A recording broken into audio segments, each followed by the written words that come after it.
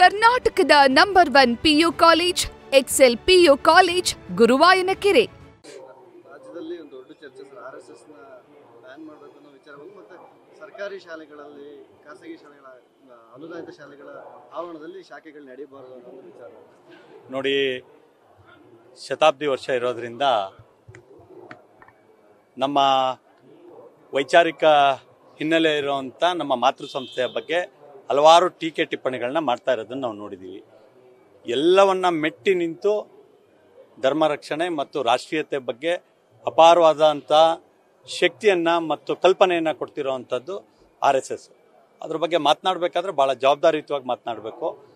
ಯಾರಿಗೆ ಅದ್ರ ಕಲ್ಪನೆ ಇರೋದಿಲ್ಲ ಅವರು ಅದ್ರ ಬಗ್ಗೆ ಹಗುರವಾಗಿ ಮಾತನಾಡ್ತಾರೆ. ಹಾಗಾಗಿ ನಾನು ಯಾರ ಬಗ್ಗೆನೂ ಕೂಡ ಇಂಡಿವಿಜುವಲ್ ಆಗಿ ಮಾತಾಡೋಕ್ಕೆ ಹೋಗಲ್ಲ.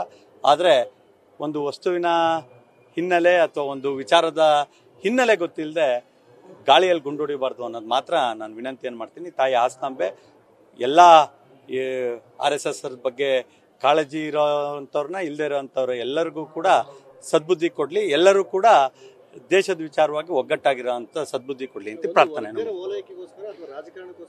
ಯಾವ ವರ್ಗನೂ ಇಲ್ಲ, ಮಾನಸಿಕತೆ ಬದಲಾಗಬೇಕು.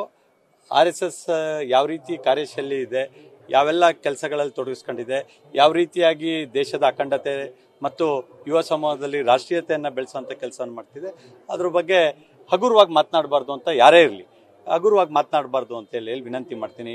ಯಾವುದೋ ಒಂದು ಶಾಲೆ, ಭಾರತ ವಿಶಾಲವಾದ ದೇಶ, ಯಾವುದೋ ಒಂದು ಶಾಲೆ ಆವರಣದಲ್ಲಿ ಅಥವಾ ಯಾವುದೋ ಸರ್ಕಾರಿ ಆವರಣದಲ್ಲಿ ಶಾಖೆ ಮಾಡೋದಕ್ಕೆ ನಿರ್ಬಂಧ ಮಾಡಿದ ತಕ್ಷಣ RSS ಶಕ್ತಿ ಕಮ್ಮಿ ಆಗುತ್ತೆ ಅಥವಾ ಅದನ್ನು ನಿರ್ಬಂಧಿಸ್ಬೋದು ಅನ್ನೋ ಕಲ್ಪನೆ ಇದ್ದರೆ ಕಲ್ಪನೆಯಿಂದ ಹೊರಗೆ ಬರಬೇಕು.